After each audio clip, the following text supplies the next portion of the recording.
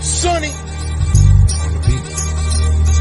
Joey, 500. Got some goats in the field. Get ready for a shakedown. Prepare for a shakedown. We from Philly where they clap like huddles when they break down. Get ready for a shakedown. We underdogs, my guy. Kinda used to all the hate now. Prepare for it, man. Y'all get it. My QB got swag. My wideout is award winning. This fly was fly. Joey and 500. Like and subscribe. Yeah. Here's a quote you can sing back. Shake squad up and don't be a dingbat. It's a shakedown. Don't you frown. Shakedown. Here comes Philly Shakedown. Let's go.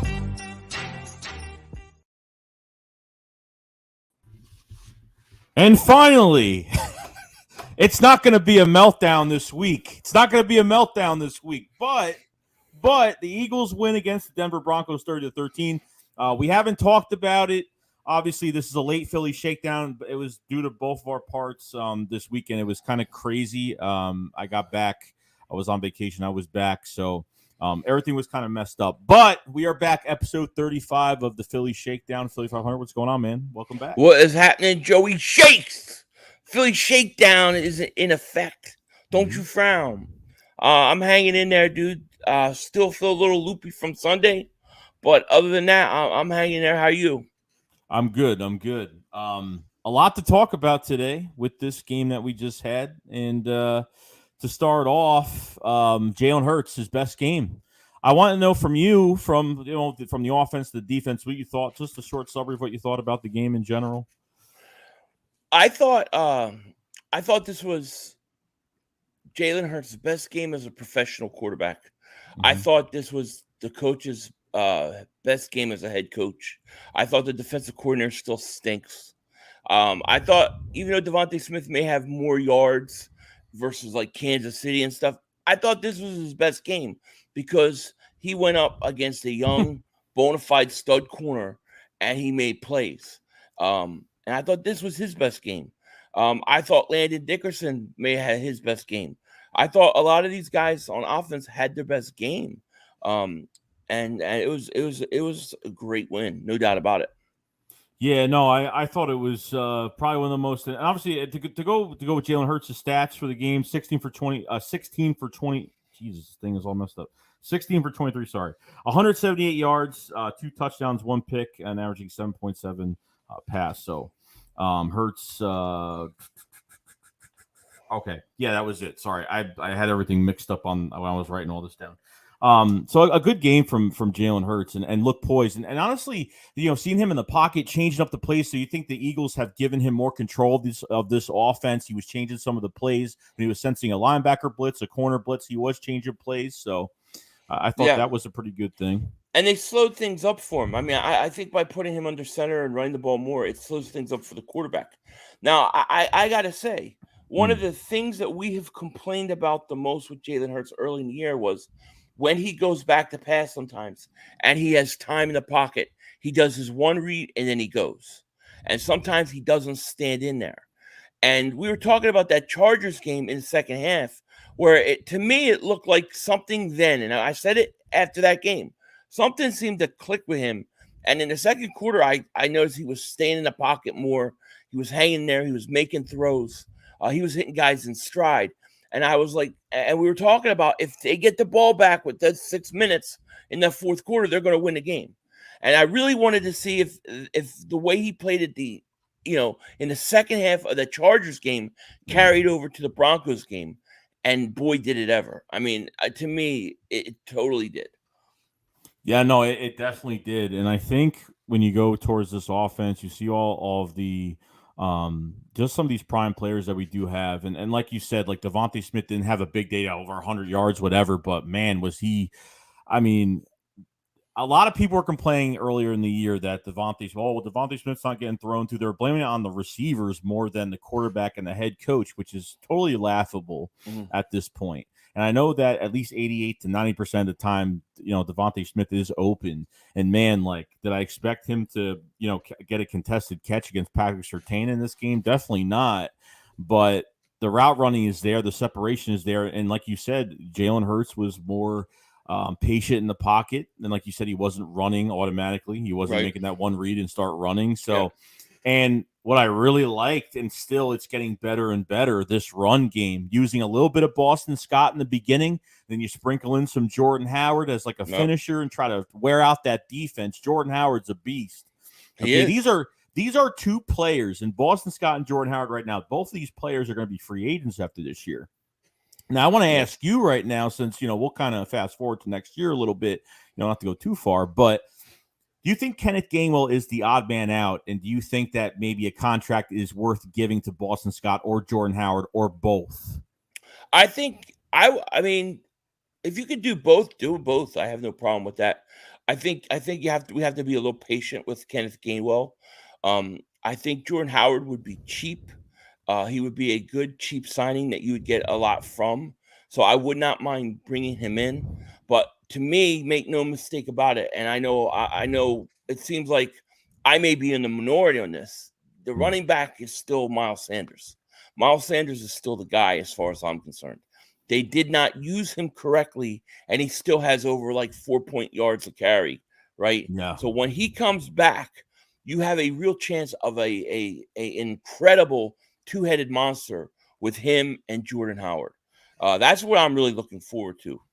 Yeah, I think that's what they should do. I don't know if they'll have two of them on the field or maybe have Boston Scott in there as well, or maybe just have three to try to get all three touches if they can. I mean, I think Gainwell only had like 2 carries for 5 yards, so it really wasn't much for him against the Broncos. But when they balance out this offense, and what I did notice that there was a couple drives in this game where, didn't you get kind of annoyed where they kind of went back to the old stuff? They kind of went to the RPOs like 3 times in a row in one drive and like kept the ball in Jalen Hurts' hands, where he gets the ball, he stands there for like a second and then he just starts running a certain direction, which it works in a sequence of plays when you have a nice balance and a good rhythm. Right. But when you do 3 RPO plays in a row and you don't even run the ball, I don't know what he was going back to at those times, but it was really annoying, Yeah, and he probably trying to mix things up. I mean, that's what I would assume. The point is that he went back to what was working. That's what I liked about Nick Sirianni the last few weeks. That he has not been afraid to adjust. He has not been afraid to adjust his game to what it needs to be based upon the team that you have. And I think, I really think that's a big deal. Most coaches are too stubborn to do that. Yeah. We had almost some injury scares because guys were going. Landon Dickerson went down, and Dallas Goedert with that helmet to helmet that they didn't even call. Oh yeah. It was bad. It was as bad as it can get. That was a horrible call. No question about it. Yeah. They didn't really throw to tight ends the rest of the game. I don't even think they threw to tight ends. I think after Goddard went out of the game, they kind of used Jack Stahl and Tyree Jackson's blocking tight ends. Yeah, Stahl got a couple throws, I think. Yeah. He might have had one catch. But we got to talk about that performance of one. We got to talk about an incredible performance the other night by one J.J. Arcega-Whiteside. I mean, he actually went out there and did absolutely nothing, as always. How is he still on this team? Somebody please tell me. He's taking snaps away from Quez Watkins. I mean, it's ridiculous, dude. It's ridiculous. Yeah. I mean, Quez Watkins. Jalen Hurts threw a great pass to Quez Watkins. Should have been a touchdown. He dropped it. Look, those things are going to happen. But you know why? If that was J.J. Arcega-Whiteside, he would never have been able to get downfield, let alone get to the ball. It's true. It's true. And Granzier12 says, please send J.J. Arcega-Whiteside to the practice squad. Let Rager do kick return, punt return, do his game while moves the slot. Yeah, it's just to a point where it's like, I don't know if he's trying to – I mean, if you're trying to justify the second-round pick and you forced him to get a roster spot, at least of how he forced this to happen, why aren't balls getting thrown his way at this point of the season? I don't know. I've never seen a team say, oh, we drafted this guy in the second round because he's a good blocker at wide receiver. That's insane.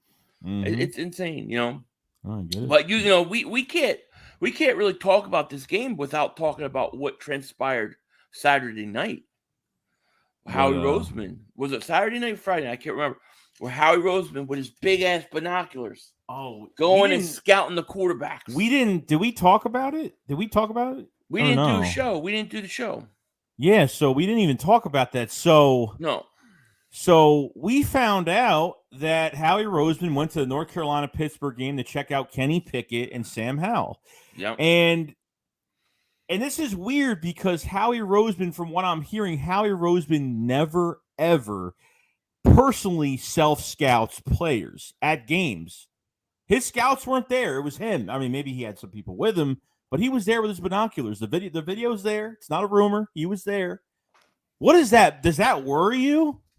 No, that to me, that was pure 100% propaganda.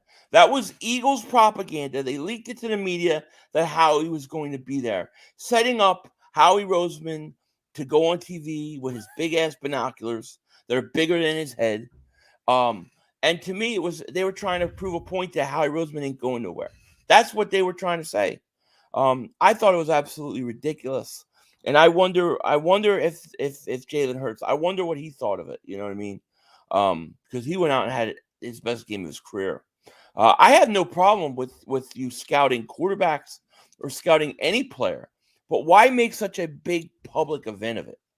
That's what you got to ask yourself. Yeah, you know, and like, is Howie Roseman doing his due diligence? Like, but when there's certain quarterbacks on certain NFL rosters, they're not going out just to do their due diligence to look at a quarterback when they know they're set at quarterback. So does this worry you that maybe they don't have trust in Jalen Hurts as of right now to be on the safe side? I don't know what they think. I honestly do not know what they think, especially at the quarterback situation. To me, that was such a weird thing that the Eagles did, and to me, it was a total setup. As far as Jalen Hurts goes, it's hard to know what they really think of him because we hear every week that they're trying to get another quarterback. They want to draft the quarterback. They want this quarterback. They want that quarterback. I don't know. I mean, me personally, when we look at Jalen Hurts, it's very simple. He's got to play games. He's got to play more games. He's got to play the rest of the year out. I cannot sit there and say, hey, this guy's a franchise quarterback now that he went out and had his best game. He might be if he keeps playing like this, he is. But now he's got to be consistent. I think we can't get too high and we can't get too low. We have to try to be even keeled and let this thing play out. But yes, last week was a great sign. Great sign for us. Oh, yeah.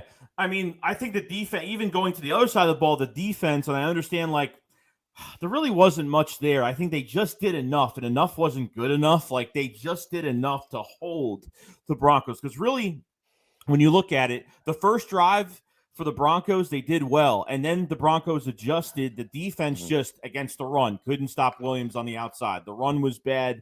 The tackling was bad. There was no pressure. A couple sacks for the day, couple sacks. Derek Barnett had another bonehead penalty again in this game. It's just, I just can't wait until he walks at this point. God, he's horrible.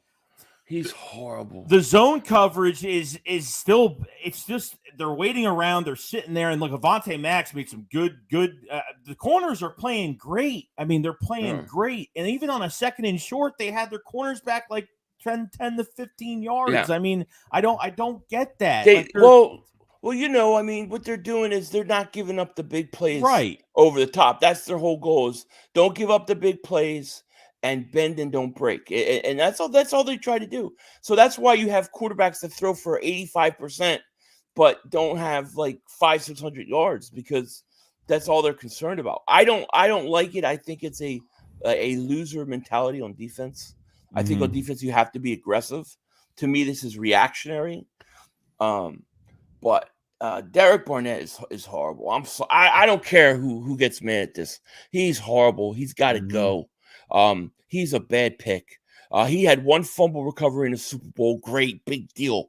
But there's nobody this year that aggravates. There's usually one guy every year that aggravates the hell out of me. It's Derek Barnett this year. Yeah, and it's not even like I remember seeing a play. Derek Barnett made a tackle, right? So they were both on the ground. I think the running back tackled the running back or whatnot, and they're both on the ground. And Barnett is literally taking his fist and he's hitting the football. When the guy's on, and the play's over, whistles blown, like he's stupid.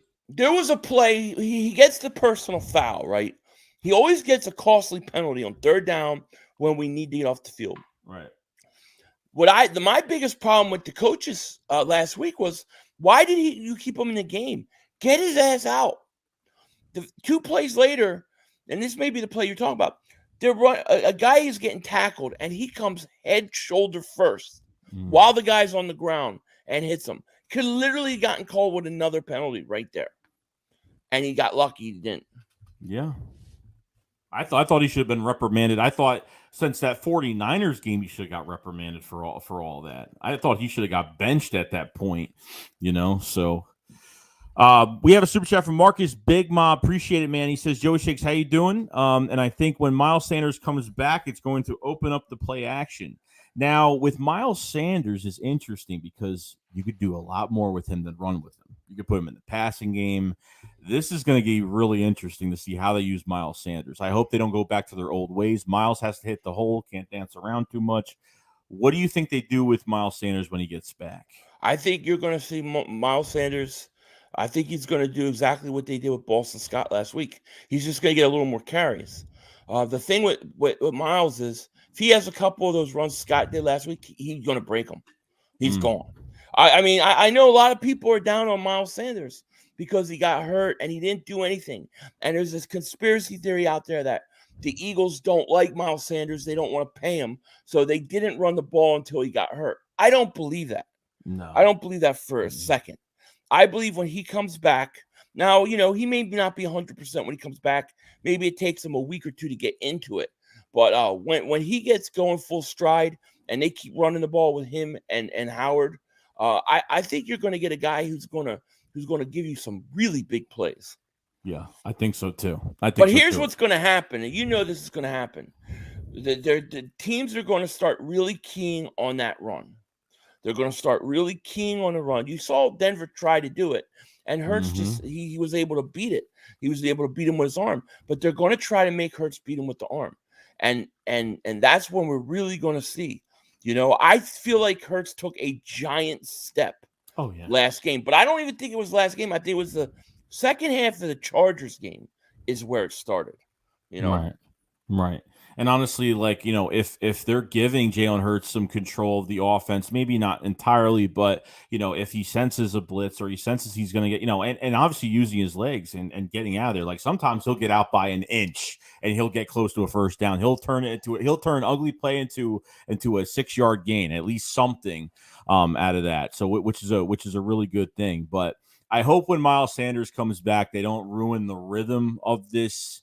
They don't really ruin the rhythm of this offense with the run game, because I've really loved Jordan Howard. I mean, Ball Scott and Jordan Howard I've loved so far, but I mean, with Jordan Howard, I'm a big fan of bruiser backs, and I love that because I think it's just automatic when Jordan Howard gets the ball on a second and short, third short. It's pretty much automatic with this offensive line. So I agree. We got a super chat from Common Star. Appreciate it, man. He says, that's all I have. This I have to say was good win. Offense looked much better. Also, you guys should react to the Spider-Man trailer on stream. It comes out in 5 minutes. Oh, I gotta watch that tonight then. Yeah, definitely. No, offense is. I mean, how much of a difference are you seeing from week 1 till now? Oh, huge difference. Huge difference. I mean, just the style of how they play on offense is huge for us, okay? And I think it slowed up the game. They're not throwing Hurts to the wolves anymore. And I think it's allowing him to kind of get into a groove and kind of have the game slow down a little bit, Devonta Smith is always open. I will say that. He's been open all year. He just didn't start getting open. He's been open. But Hurts is developing now and getting him the ball. And that's a great thing. Yeah. We got Tell Cowboys says, Philly 500, great to see you're feeling better. You know us Cowboys fans love you. I love you too, even though you're Cowboy fans, but I appreciate that. I mean, I feel better. I'm still really tired, though. I don't know what I had. I don't know. It was just the weirdest thing ever. But my whole thing was, I felt like if I left the game, I thought the Eagles were going to lose. Like, I felt like I had to go through it. I'm superstitious like that. So now I'm just kind of dealing with fatigue a little bit. But other than that, I feel much better. Yeah, it could be change the weather, stuff like that. You never know. I don't know. You never know. I don't There is 192 people in the chat. Appreciate being here. If you guys haven't subscribed to the channel. We cover the Eagles every single day. If you guys haven't liked the stream, please like the stream. If you guys haven't subscribed to the better half of the Philly Shakedown podcast, subscribe to Philly 500. His channel, his link is in the description below. I cannot talk tonight. I'm sorry. And yeah, we missed a couple this weekend, and because of just our schedules were just crazy. Between me coming back on vacation and everything was just a total mess. Yeah, so thank you to Cowboys for saying that, by the way. That was very nice of you. Yeah, definitely. Bird Gang 31, what's going on, man? What's up, Shakes and 500 Goats? What's going on, Bird bro? Gang? Shout out to Bird Gang 31. Yeah. Subscribe to his channel. Everybody go sub him up. Definitely. I saw a few Derek Barnett comments. I think it was Richie MC said he would still buy him a beer. Well, I had to buy him a beer in 2017, but he better be finished that damn beer by now. It was 3 years ago. I'm done with him, dude. There's nobody. He aggravates the hell out of me. I know. And I just don't think he's that good. He got a sack. Didn't he get a sack? I think he got a sack, and he has a whopping 3 sacks in 10 games. Right. Wow. Shocking. All right, I'm going to do the super chat first, and I'll ask you something. Super chat from Nick Johnson. What's going on, man? Said Nick is a great coach from the perspective of how many players repeat all the things he preaches. That's the biggest part, is buy into the head coach. Now, I asked you this before stream, and we were kind of talking about it. Now, when it comes down to Nick Sirianni, like we all know when Nick Sirianni calls bad plays, we all know that Jalen Hurts didn't play well under the play calling, under the, there was really no rhythm with this offense. Do you think this is the only way Jalen Hurts is going to be successful? Like if Nick, like Jalen Hurts is going to ride or die with Nick, and that's how it's got to go this year.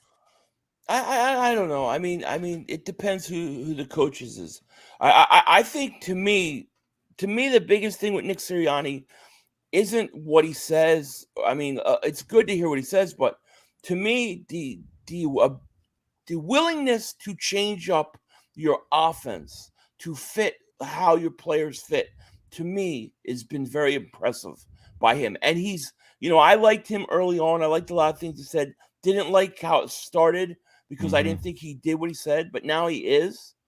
And I think he's growing on me as a coach. I haven't called him Nick Kotite in 2 weeks. so that's a big jump. So that's good though. That's good. Yeah, no, you know what?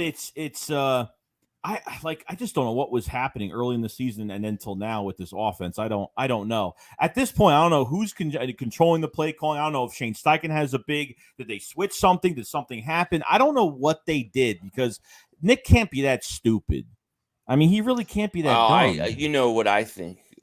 I think that this was all front office interfering early on about throwing, and they want this and that. And then when they started losing, it was that bad. They're like, just do what you got to do to win. And they backed off. That's what I think. Yeah. And then you see Howie Roseman with his big-ass binoculars at the game. I mean, what the hell was that, dude? What a setup, dude. That's like when they went to the moon the first time, and the guy's getting off for the first time landing on the moon, but nobody notices that there's already a camera on the moon, and he's landed. Well, how the hell did the camera get there? Who's on the moon waiting for him to be the first man to step off? It don't make no sense. Howie Roseman works for NASA. He does. Bymer says, I think I had COVID-96, but Barnett is killing me. We should call him Derek Mamula. Mike Mamula. Remember Mike Mamula? Almost can get there, but never can quite get there. Derek Mamula. That's what I'm going to call him. We got a super chat for Ronnie Wyatt. Yo, appreciate it, man, very much. Thank you very much. King James III says, I think the Eagles will drop J-Jaw and keep the professor as wide receiver running back like Cordell Patterson. Yeah, they might. They definitely might. I think we got to be. I think we got to be patient with Gainwell. We're so, and all fans do it, especially in today's world, with free agency and stuff. We're so quick to jump on these guys if they don't develop. But you almost have to look at their rookie year as a learning curve. You don't kind of know where they're starting. Where are they at in their development? Yeah. And we get impatient with these guys. Yeah. I'm trying to have patience. I'm trying to give Rager 3 years before I call him a bust. I still consider Jalen Hurts a rookie. You know what I mean?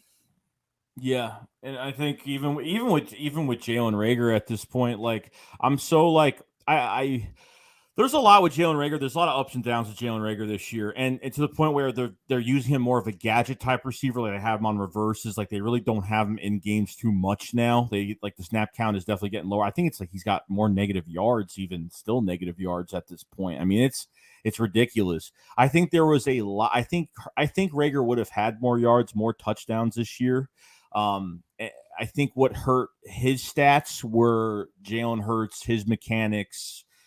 Obviously, Reagor had some plays where he would have had some good plays this year, but the ball wasn't thrown the right way, multiple times. So it goes on both. It goes on everybody. Like I'm not done with Reagor. I think Reagor could do a lot for this offense, but it's just when he gets his chance, he has to shine, and it just depends on the quarterback. You know what I mean? So I'm very mixed on it. Well, I mean, they to me, Reagor has to be. They're using him a lot with these like wide receiver end arounds and these little screens. I think you need to just get him in the slot and let him go run some routes too, because I think Reagor can play, but I do think that before we go and label guys a bust after 2 years, I think it's too early. After 3 years, I'll label a guy a bust. Yeah. I always remember Plaxico Burr's first 2 years were not good, but he developed. You got to let guys develop. And I do it too. I'm guilty of this too, because you get impatient with guys, and you're seeing it with Hurts. Hurts is about 13 games where he's actually played. And now you're starting to see real progression. I mean, yeah. I think the biggest thing is we should be really excited about the possibility that this guy has really taken a big step forward. We've talked about this all season, all year. If he's your quarterback and you can use those picks for draft picks for defense, it's big, it's huge. I think you notice with Jalen Hurts too, with his posture and just how he is during the game, and like when he makes a bad throw, he doesn't have a face on. Like he puts his head down and then he's ready to go every time. And he's a professional, and nothing really bothers him that much. I guess that when he had his press conference after the game, someone asked him about that he played better, that this was his best game. And then, he was like, oh, is that what they said? Like he's just like, he doesn't even want to listen to it. You got to love everything about that kid. I mean it. I just think that, and I mean, we were saying it at the Chargers. Something clicked in that Chargers game to me. Something changed because all of a sudden he was standing in the pocket and firing and making throws, man. And I was really curious if it was going to carry over in the Broncos game, and it did. Now we got to see, will it carry over the rest of the year, or is it just a streak he's on? I mean, we're going to find out, Yeah. We got a super chat from Nick John says, if Maddox and Slay don't make the Pro Bowl, I'll be pissed because in man coverage, they have been really locking dudes up man to man. They've been Maddox has been good. Wow. Maddox has been great. I thought even McPherson played pretty good. Yeah. I did. And so I think the secondary's been pretty good. I'm going to tell you, to me, two guys on defense that have impressed me over the last few weeks. Mm-hmm. Okay. And one of them I've always kind of thought he had talent, and that's TJ Edwards. I think TJ Edwards is coming along as a linebacker. And Davion Taylor is starting to show flashes of talent. If those guys can continue to develop, that would be huge. Yeah, I mean, because Jonathan Gannon at his press conference today talked about Davion Taylor, and he has made mistakes, but he never makes the same mistake twice, and it's good to see. I mean, that's a third-round pick that Jim Schwartz didn't even put on the field until like week 10 of the season, right. And he played horrible. There was no production, so yeah, I'm glad that he's coming along. And TJ Edwards is just all over the field. I mean, at this point, I think for last year, Alex Singleton was that gem last year, but obviously, he has a lot of coverage issues, and as of right now, with Alex Singleton, he's probably nothing more than a backup linebacker. Baby arms. 2 arms equal 1 bicep. He's too small. Alex Singleton. I always think of the Hulk in Thor Ragnarok, where he calls Thor baby arms. That's what I think of when Alex Singleton. Baby arms. Because he's just too small. Rodney Wyatt says Rager is getting traded next season. Eagles will draft John Mechie, Devonta Smith's Alabama teammate in the 3rd round next draft. Okay. All right. I think, hey, if it happens, it happens.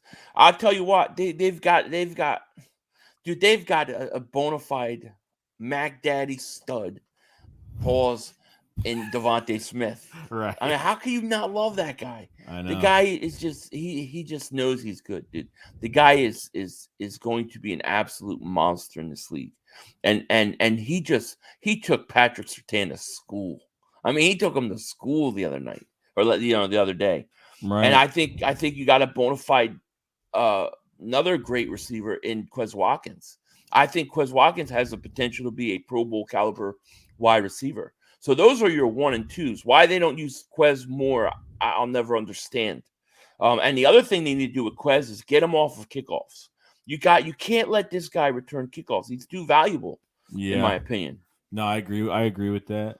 I'm not a huge fan of the special teams this year. Even Rager on punt returns, I'm not really a big fan of him on the punt returns as well, because I feel like he dances way too much, or I don't know. He just doesn't just run. He's got to. As soon as one guy gets in front of him, he starts to just go back and forth, starts to dance a little bit. So I think the third part of the game of special teams could definitely get better.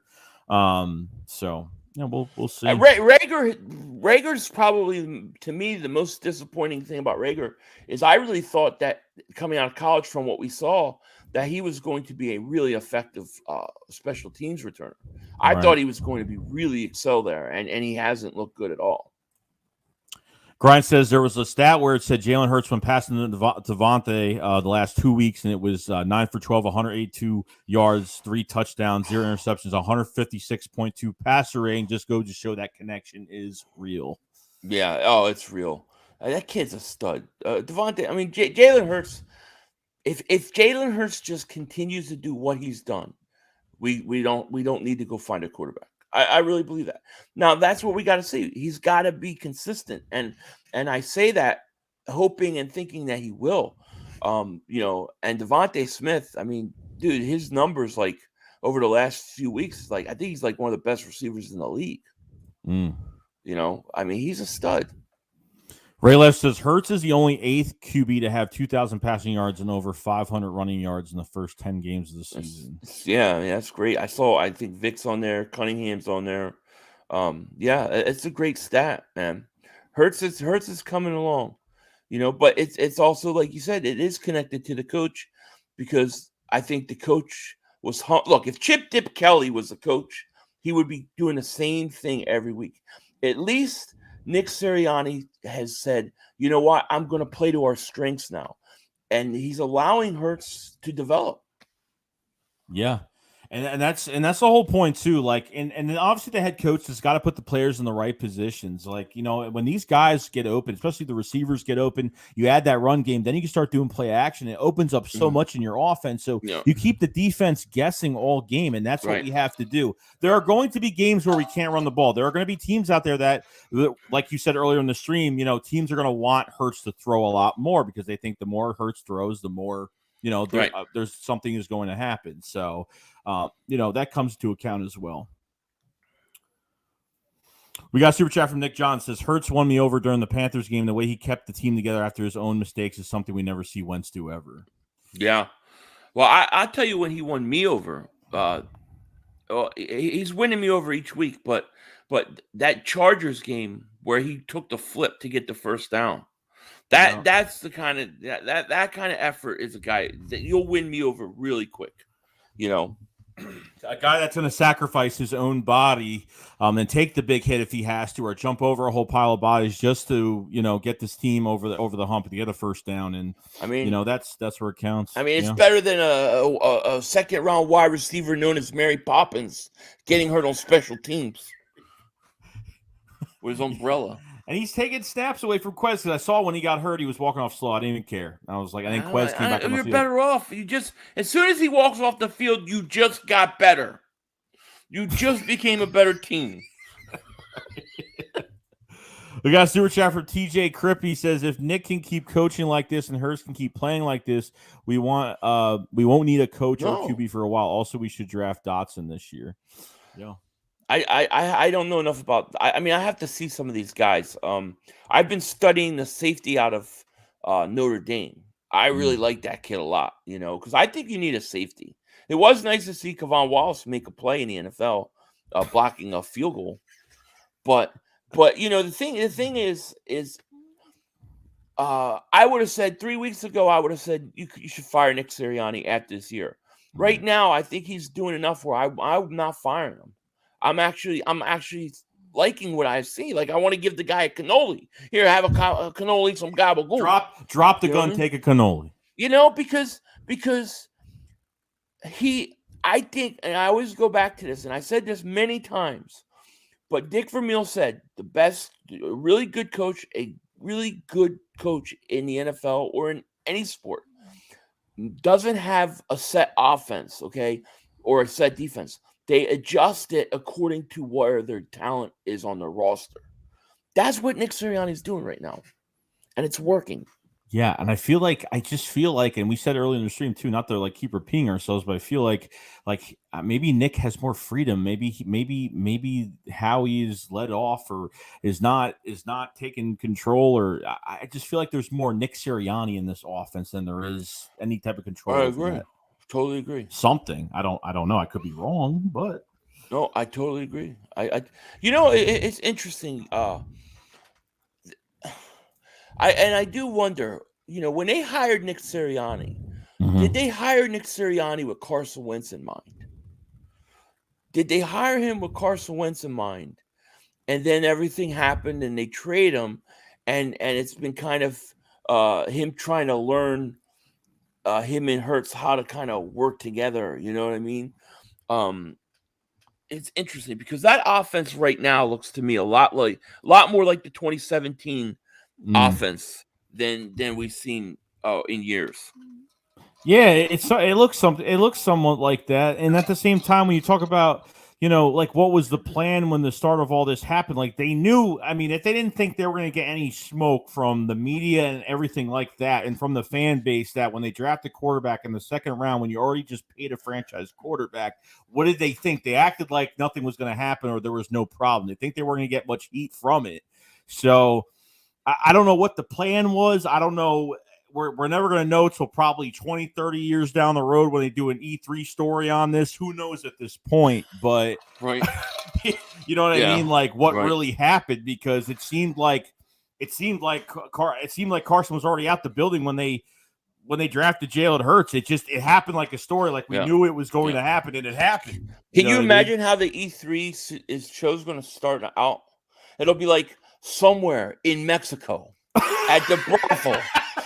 There's Jeffrey Lurie with his little nipple pinchers on, running around in his little G-thong, and they got Howie Roseman taking pictures, and in the back filming on video.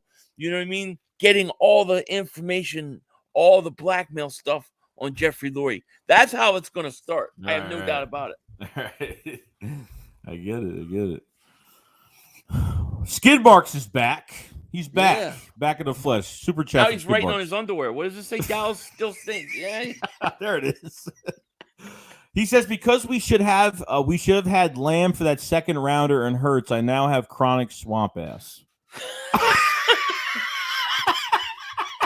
There's no cure for swamp ass. No, there's not. It's called wash your ass, buddy. I don't know what to say about that. Wash your ass. Take a shower. Appreciate it, bro.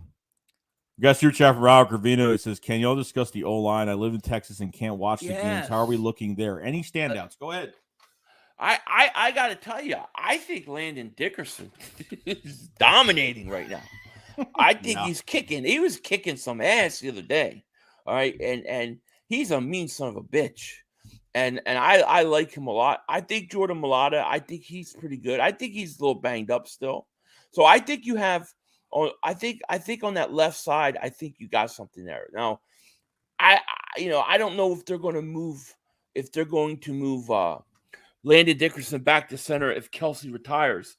It's interesting that Herbig comes in right at center for play with his big chunky legs, right? His big fat ass legs. And all I could think when I saw his legs was I smell bacon when he walks because the legs rub me. And the second thing is, how is the ball going to get through that? I mean, it's just big, chunky legs. I don't know if he can play center, is my point. And the fact that I like bacon. But pause. But I'm saying I don't know what they're going to do. But Landon Dickerson's a player. It did scare me, though, that he got hurt because that's the problem with him. You know what I mean? Yeah, they put Opeta in there. But they're studs, dude. I still think in the offseason you got to get rid of Brandon Brooks. Yes. I think we don't know what's going to happen with Kelsey. I would like to see maybe let's say you have 3 first-round picks. I would not mind a scenario where you go, let's say defensive end, corner, or safety, and then you come back and you draft interior lineman. With that 3rd first-round pick or another 2nd-round pick. But I think they need another interior offensive lineman. Yeah, I think they'll draft one. They could draft one 3rd round. Maybe they could go maybe 3rd round. I don't know. I mean, what was your for the draft this past year? What was your grade, and what was your grade after if that Landon Dickerson pick worked out? If it works out as it looks like it is, if it works out, I think you got a bona fide stud in Devonta Smith. Landon Dickerson, if he's healthy, he's a stud.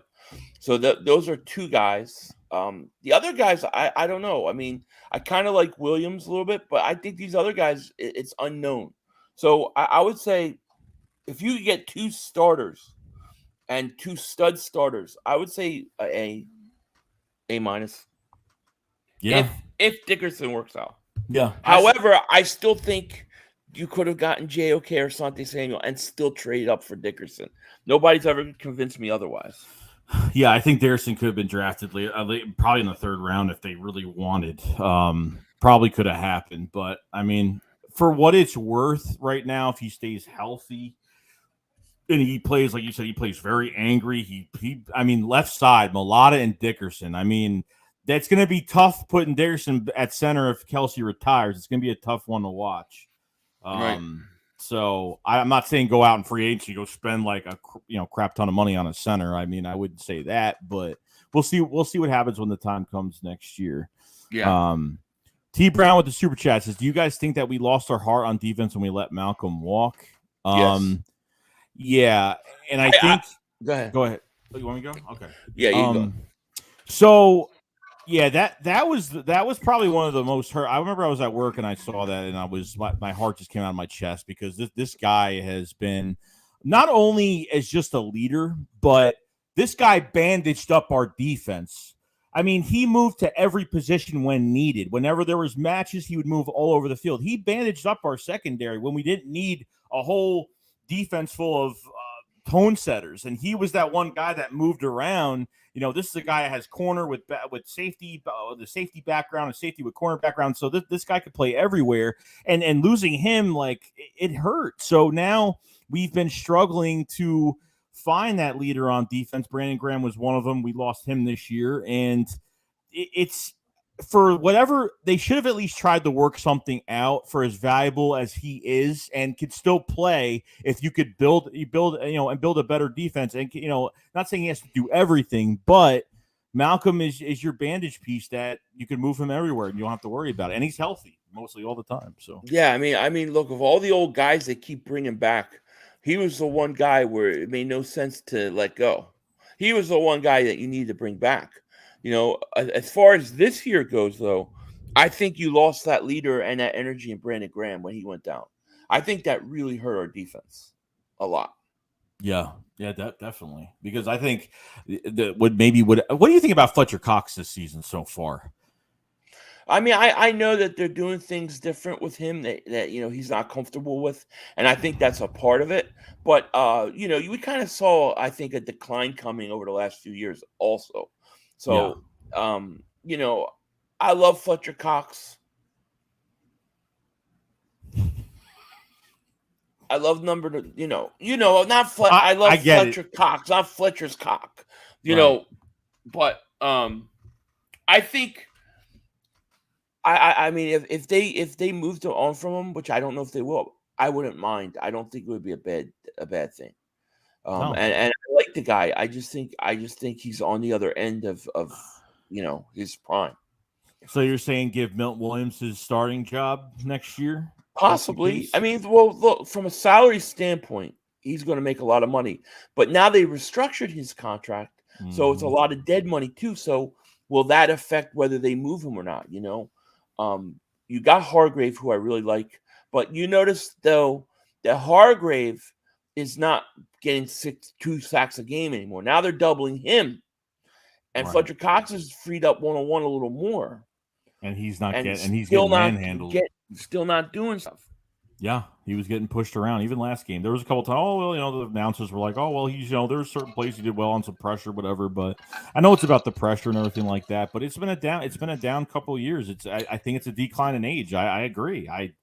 I've been less emotional with Fletcher Cox this year because I don't think, at this point I'm fine with getting rid of Brandon Brooks this year. I'm fine with I think we could easily replace Brandon Brooks, definitely 100%. And I think with Fletcher Cox, it's just they could probably put someone else there at this point. It's too much money. Now I don't know if that dead money is going to go down as he plays the rest of this year. I'm not sure if it's.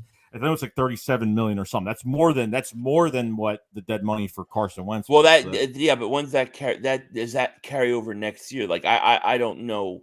What carries, I don't know I don't know the details of it, but I mean, look, I love number 91. I do.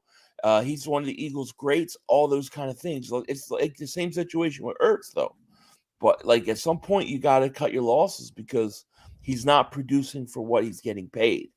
Yeah. The Eagles' number one need this offseason right now is they have to fix that defensive line.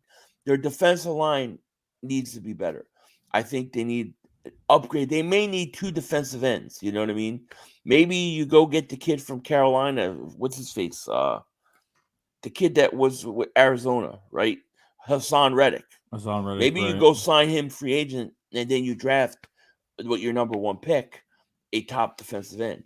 Like they need to do that. They need to invest in that defensive line, but in young guys. Yes, they need a top talent. I mean, I don't want to go through, like a Josh Sweat type of thing where you draft a guy and then you have to wait a few years. Like I want to see a guy that we know that's going to play well. It's going to be an instant monster when he gets here. Draft him, and definitely. I mean, even with the first 2 picks. I mean, at this point, I don't know. The Miami beating Baltimore was probably like, what the hell, man. But number 3 to number 6 now. Now we go from number 3 to number 6, which is still not bad. It's not bad. Miami might lose a few more games. They're going to lose some games. Baltimore did us no favors, though. No, definitely not. Carson Wentz is at. I think I read the other day. I think he's over 600 now. He's over 600 snaps. We need 800. 861, I think, something like that. Well, he's got. I mean, I figure 13 games is safe, right? I think so. So what's their record right now? They're 4 and 5. I think 4 and 5. So we need him to play another 4 games. If he plays another 4 games, like they're 4 and 5, he's not going to be benched anytime soon. They're going to be relatively in this, especially with Derrick Henry going down. I think. I think you have to. I think we got a really good shot at getting that first round pick now. I do. And he's playing really good, by the way. Yeah, I think so too. I think we'll get it. I'm about 90% sure we will get this pick. I have a feeling we're going to get it. So, which will be good. It'll be a top 15 pick. I would think maybe. Here's what I want. This is what I want. I want the Eagles to make the playoffs. Okay. That is my goal. You might not win the division, maybe too hard, but I want him to make the playoffs as a wild card. Mm-hmm. I think that if you got in the wild card with Jalen Hurts, okay, I think they could upset somebody. I think they would be scary.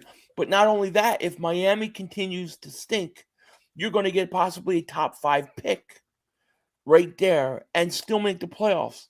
I think it would be a great thing, dude. Yeah.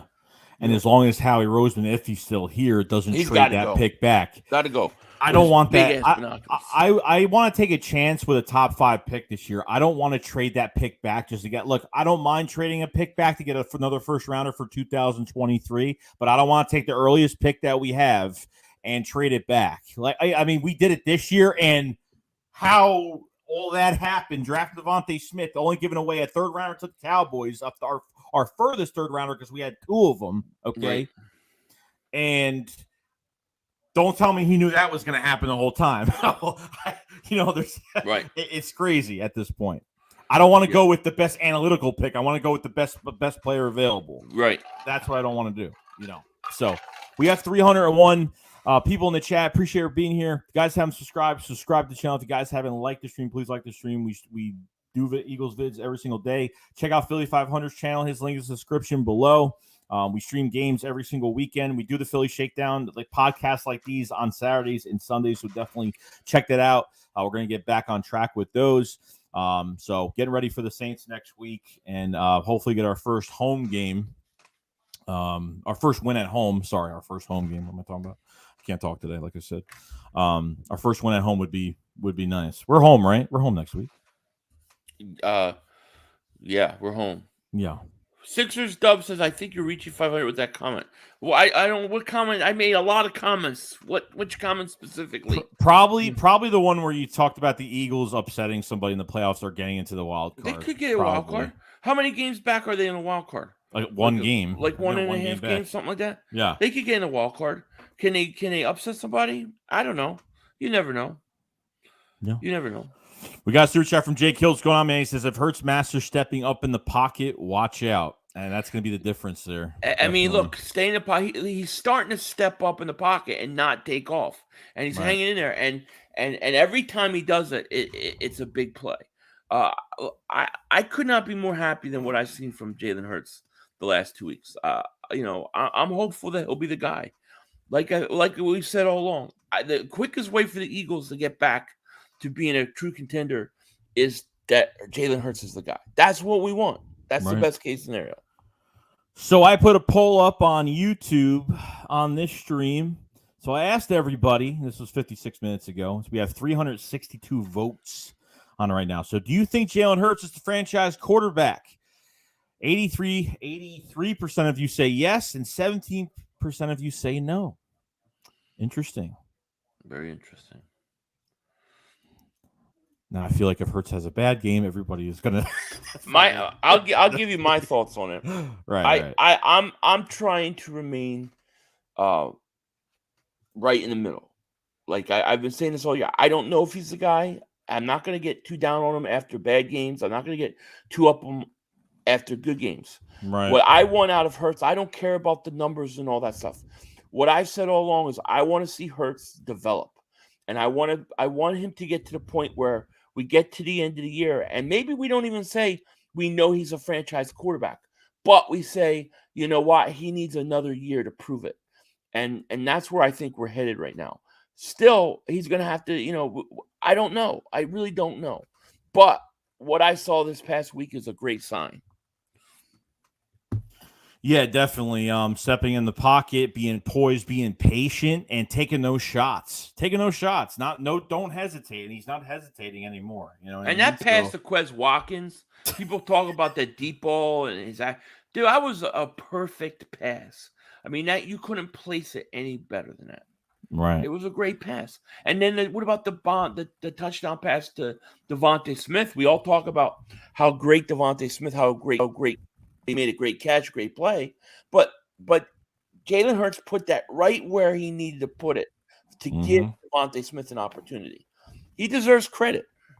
Yeah, he deserves a lot of credit. And honestly, like Devonta, obviously, like even with that pass, like that contested catch, that pass, even though it's a great pass, and then you sometimes just got to take shots. I mean, you can't wait till these guys get wide open. That's been the big problem with Hurts earlier in the season. Like he was only throwing to guys that were wide open. Right. You got to take those shots, and that's the only reason we're going to figure out if he's going to be the franchise quarterback. Can and depending on his arm, can he make those shots? Can he put the ball in the right spot where these receivers can get it? And we have the talent for those receivers to get it. Yep. So it's really nice to see him poised in the pocket. And if he has to run, trust me, there are times where he's running, he's slipping through the line, and he runs, that big 32-yard run he had. I mean, I love it. It's his legs are a third part of the game, which it helps us a whole lot. So yeah.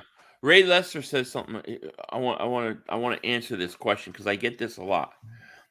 Because you always get people who say you should believe in him already, and then other people say you shouldn't. Ray Lester says, what did he say? He says Hurts has shown he can play and win in the league. In the NFL, what more do you want to see? It's simple. Consistency. Right. I got to see it every week. There's a lot of guys that come out, have a decent year, a half a year, and then 2 years down the road, they're not consistent. He's got to be consistent. And if he continues that, he's the guy. No question about it. And right now, I think he's on pace to earn another year as a starter and find out. Got to be consistent. And I would say that about any quarterback, any quarterback. Yeah, I agree. Hold on. I'm making sure I'm not lost here. I hate StreamYard with a passion. I can't stand it. It is the whole team. Absolutely. The whole team's got to be consistent. And you only know that over the years. It takes more than 1 year to know. I mean, we've seen how many times have we seen good receivers have rookie years and then they fade, or good quarterbacks have a good rookie year or a good second, right, and then they fade. You got to be consistent.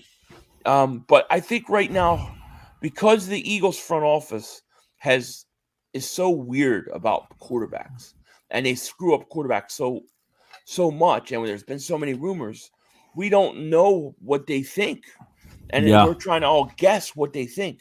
I think that Hurts is on pace to earn another year, and if he has a good year after that, I think you lock him up long term. That's how I see it. I think the most important side to just Jalen Hurts in general is any other quarterback that been through a season like he has this year, especially early this year where there were so many failures with this offense. The guy could have folded.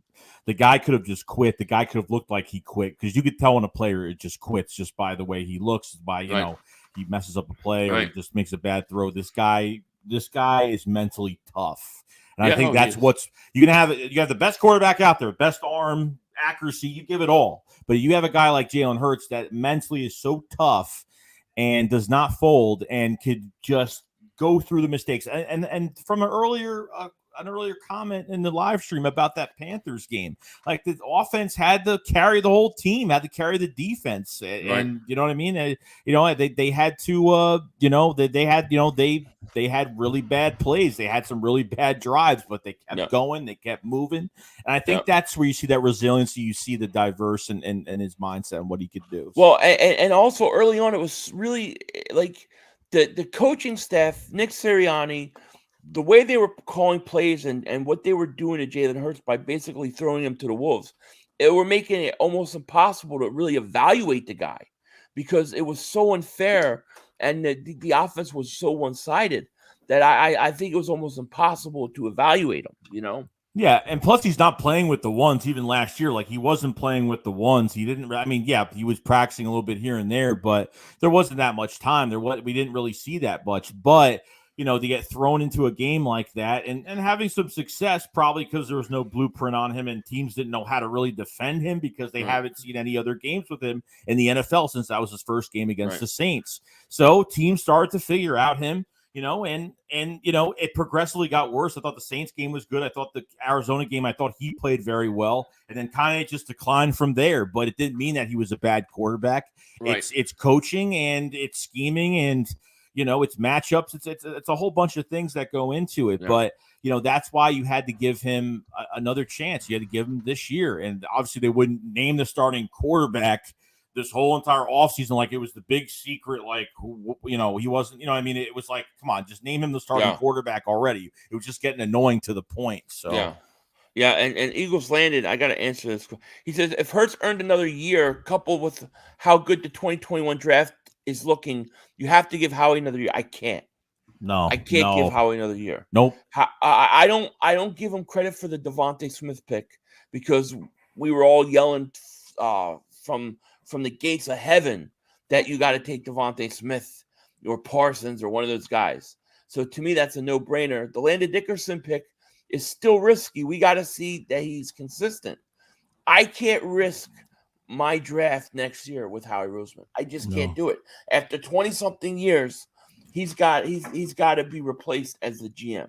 He could stay. He could be the secretary to the owner, but I don't want to make him picks. He can help do trades, fine, but just keep him away from drafts. You just get him out of the building at this point. Like, what the hell's even just to demote him to keep him around? What is the point? I mean, why do people think the whole thing with him with the binoculars came? There's no way that was authentic. That was completely a media propaganda thing for a reason. What were they trying to show us? It's just weird. At that moment, it's like they show him at that moment. It's just like got his binoculars on. And it just seems such of like it was a planned out it was all just planned weird. out. It was just They weird. leaked it out the day before that he's going to go to the game and scout himself. Big deal. Who cares? And then then he's on TV with his big ass binoculars, bigger than his head. I'm sorry. That was some propaganda. Dude, that was propaganda. I don't know what they're trying to prove or what the point of it was, but it was weird. It was one of the all-time weird things. Yeah. Yeah, Fabio Villicano, what's going on? Thank you for the super chat, man. He says we need a D-line, not like Washington, one and done. Now Chase Young tore his ACL. That's a big loss for Washington. Yeah. We still got 2 games of Washington. Still got a lot of division games to play this year. So, yeah, it's I'm getting lost here. So we can't give Howie credit for the draft this year. I can't give a guy credit for 3 years after a draft. You got to wait and see. Right now, you have Devonta Smith. He's a stud. We all knew it. Landon Dickerson. We all know he's talented, but will he stay healthy? And then every one of those other picks we do not know about. Right. We do not know about. Yeah, no, I get it. So I put up another poll asking everybody, do you want Howie Roseman back in 2022? Now, this poll should say like 100% he shouldn't be here. Right. It should say that. Yes. 116 votes, and it looks like for no, 87%, and 13% say yes for Howie Roseman to come back. At least the percentage of no Howies is higher than the completion percentage of quarterbacks against their defense. So that's a start. True that. This is not showing up on StreamYard. Just call me Flair. Member for 2 months on the Shake Squad captain. Appreciate it. Says I knew 500 was a freak in these streets. Guilty as charged. I don't know what that means, but guilty as charged. I'll take it. It sounds like something I should be proud of. I'm proud of it. I can't wait to see. I think the Eagles are going to compete for the playoffs. I think the Eagles are going to go on a run. I think if they beat New Orleans this week, they go on a run. And I think they could beat New Orleans. New Orleans isn't that good. They ain't got no quarterback. They got to go to Philly. Philly hasn't won a home game this week, but they're feeling good. I think the Eagles are going to win this week. We play New Orleans, right? I'm not a couple weeks ahead of myself, am I? No, you're okay. Good. I mean, we could beat we got Washington twice. We can win. We got although they came off a big game versus Tampa. We got the Giants. I think we can beat them twice. You're going to have Dallas probably will be sitting their players. The Eagles got a chance to get a wild card. It could happen. Don't rule this team out. Yeah, if they play the same way they have been playing, especially the past 2 games, and like you said, it started off in that second half with this offense at Jalen Hurts. If this team could stay on this path with this formula, with the run and the pass together, and with Miles Sanders coming back, should make it a lot better. And you think there would be a lot more bigger chunk runs? Like, do you think there's more bigger chunk runs from Miles Sanders? When you see those open Boston Scott runs, do you think Miles Sanders should be taking some of these to the house? Yeah, I think he will. I think he will. What? Looking at Philly 500 call 4K super chat. So I didn't put that up. But I think It looked like a personal picture, so I didn't put it up. What is the picture of? What do you mean personal? I think it's a picture. I don't know. I think it's a picture of you, and so I don't know. Put it up. Put it up. I want to see what it is. Let me see. There's no Who picture is of me. that? Is that you? That's me. What the hell? Hi, your wife. Yeah, mother humper. Hell yeah. That's why now I get the freaks in the streets. Look at that, Philly 500. Hey, yo, baby, how you doing?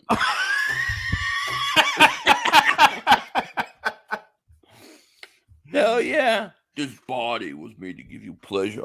Oh my god. Hell yeah. I love it. That's hilarious. And that's not really me. I mean, I know some people are going, dude, did he Googled that? No, that's not me. I would never wear a red jacket. It looks like a Halloween costume, like you're setting sail or like you're on like a... I would never wear a red jacket. That's not line. You're on a cruise line. If it was blue, maybe. But it's awesome. I don't know. I was just making sure it wasn't anything. This is your Captain Pimp 500. Pimp 500. I love it. Let's see. Oh, I just saw something. I got caught in 4K. I love it. So Kevin Sass says, I'm thinking Howie attending the game was to throw off other teams thinking we're taking a QB. Which... I know. Would you waste your time doing that, though? Would you travel and do all that? No. It just makes no sense. No, I mean, the fact that he traveled there, but it was leaked to the media and it was actually put out as a report. Like, sure, GMs are going to go evaluate a lot of guys. Why is that even in the news? And then to have him on TV, and then as soon as the camera's going, he's got his big ass binoculars. To me, it was a setup. I don't know who they're trying to throw off by. We don't even know where we're picking. It's yet. early though, but it's early. So I feel like it was a statement at the fans, like I'm in charge, and I ain't going nowhere. That's what I thought it was. Got Philly Big Dog 68. So what are the chances of Eagles drafting Kayvon? I can never say this guy's name. The pass rusher. I can never say his name. My favorite college football player. Best pass rusher. If Miami keeps losing, we have a great chance. Mm-hmm. If they keep winning, we're not a good chance. So is that icing on the cake though that Howie Roseman's going to be here next year? I think so. But we'll see. I mean, we'll see.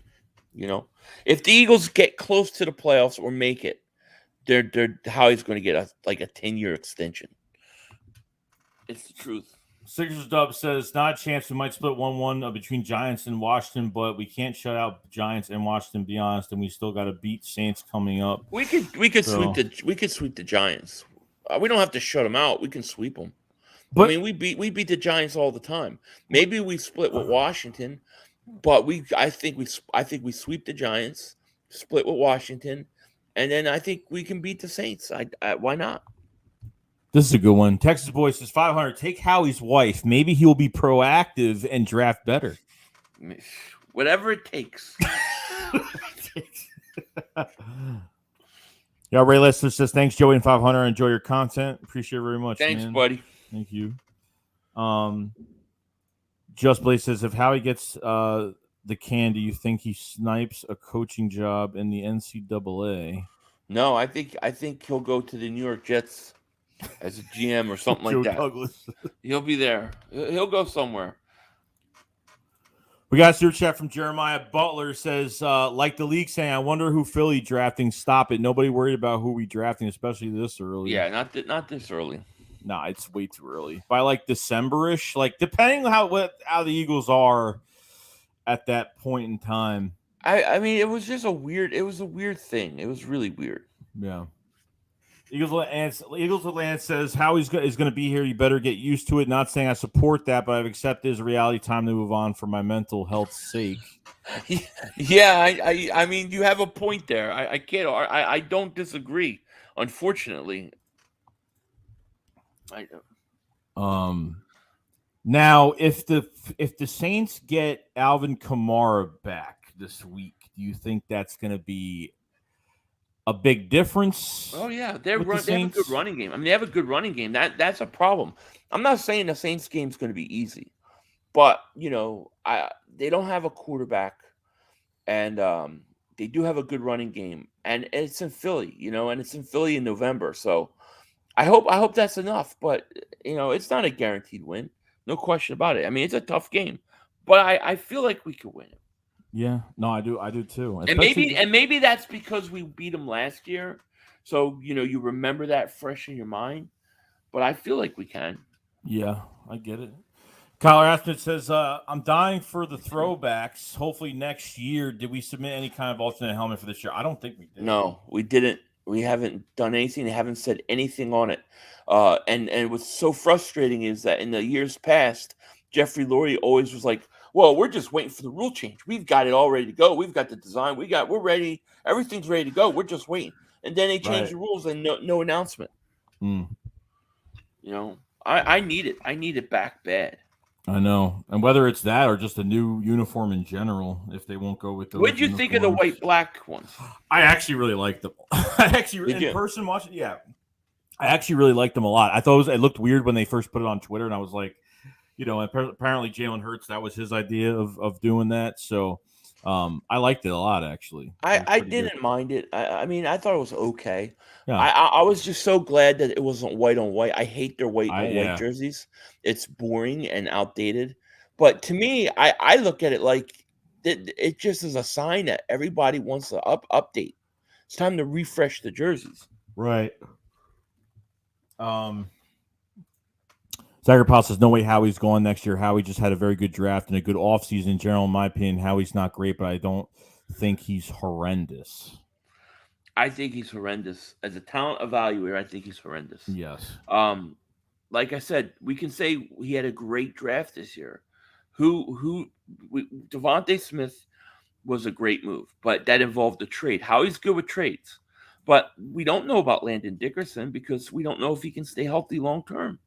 And then who else after that who else after Landon Dickerson? Who is the guy that is tearing it up? I don't know. We can say this draft is anything yet. What happened with Samalo again this year? He hurt. I forget where he hurt. He got hurt. Not season ending, did he? I think it was season ending. Yeah. Yeah, I forgot. I totally forgot. Brooks is supposed to be back. I don't know when he's coming back. I mean, he was on IR for a while, and then you have Miles. Miles should be back this week. Yeah, it's gonna be really huge. See how many running backs they're keeping the dress this week. I mean, I don't know what's going on with Brandon Brooks. Brandon Brooks is supposed to be back by now. Yeah, or maybe you just can't count on him. No, he got hurt. He got hurt. Obviously, the two. What do you have? The two Achilles injuries in 2 seasons. Yeah. Then he got hurt training camp, the knee injury, and then first week versus the Falcons, he got hurt again. Yeah. And then he got hurt during the Falcons, and then the 49ers game, the second week of the season. He's been hurt every single stage of this of this year. I mean, it's. I said before the season started, if he gets hurt one more time, I'm done.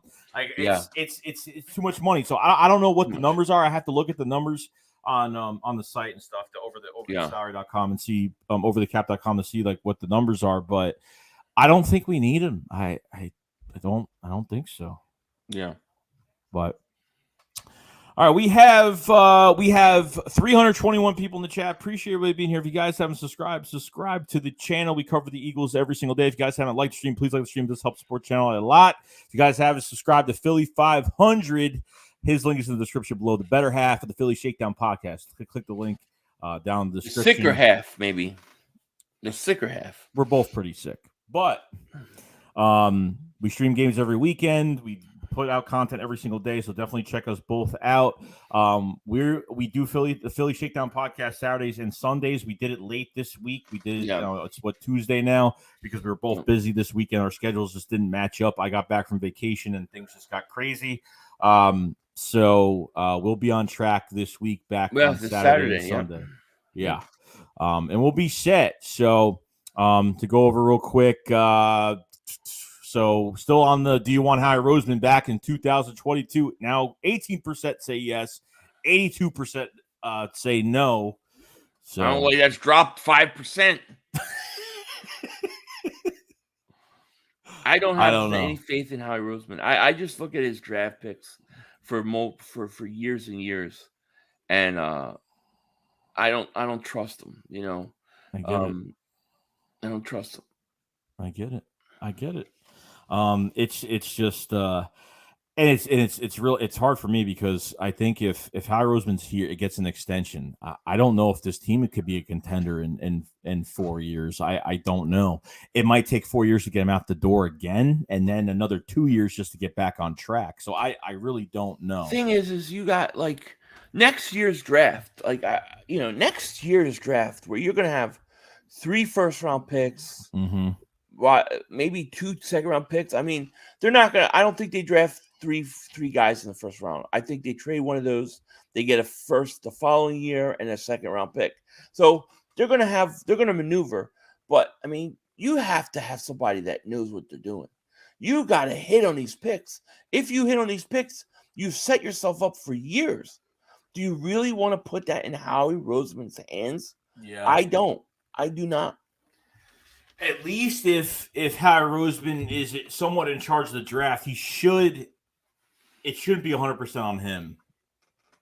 At least there should be some type of collaborative effort with some of these coaches, at least with Nick Sirianni, because I don't even know if they did. Even this past draft that we had, like, we were so confused. We saw some Howie picks. We saw a Sirianni pick. Like, we got, like, it was a big mix-up. I think we got to also remember that you have a lot of GMs who have a lot of experience that will not even come to Philly because of Howie Roseman. You have coaches who refuse to interview because of Howie Roseman. I mean, these are legitimate problems. You had the guy in the Chargers coach would not interview. Stanley, yeah. The offensive coordinator for Buffalo would not interview. There's GMs that have said no. So to me, I think he's the main problem and always has been. Yeah, I think handcuffing. I think these coaches were handcuffed earlier this year, and it's just I don't get, and it's just weird because how does a head coach that's not run the football early in the season like we didn't would be fired on any other roster, would be fired on any other organization? Okay, and this guy didn't get fired, so it was just weird how he got away with not running the football every single week, or at least not not running the football, but at least the play calling would have been switched to somebody else, or like none of that happened. So it's just weird how he got away with that every single game and nothing happened. So yep, it's crazy. But Astro Jackson dropped 4 songs today, dude. Send the links to my my last video. I'll pin the comments so people can check it out. Oh, definitely.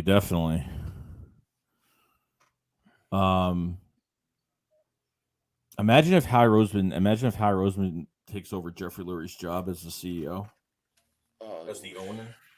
Just imagine that. Well, then he definitely has something on him. That's true. Kyler Anspeth says, "Yo, Philly, have you seen the edge rusher out of Oklahoma, Mike Ock?"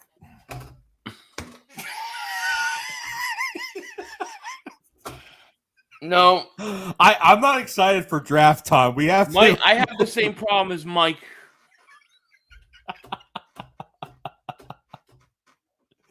We have to, like, the draft's gonna be nuts. This chat is gonna be ridiculous. We gotta watch. It's gonna be crazy.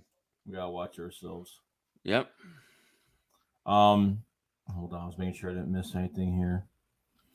Yeah, other than that, guys, we're been over an hour already.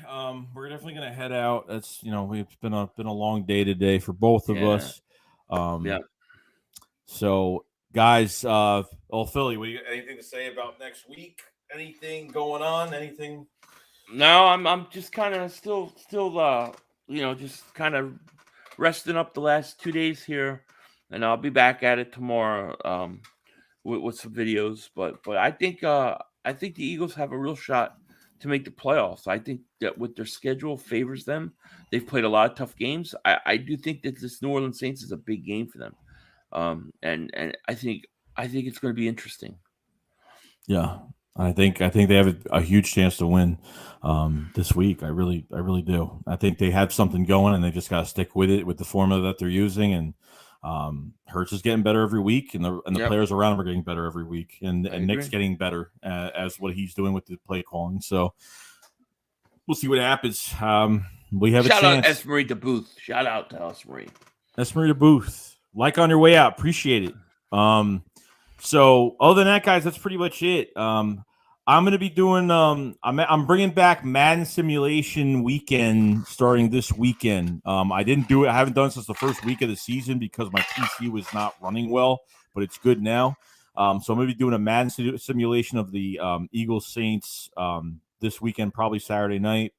Probably late Saturday night, obviously after our show, and then and that's pretty much it. We'll be streaming the games on Sunday on both of our channels. Check out both of our channels. Subscribe to this channel if you guys haven't. Like the stream. Subscribe to Philly 500. His links in the description below if you guys haven't.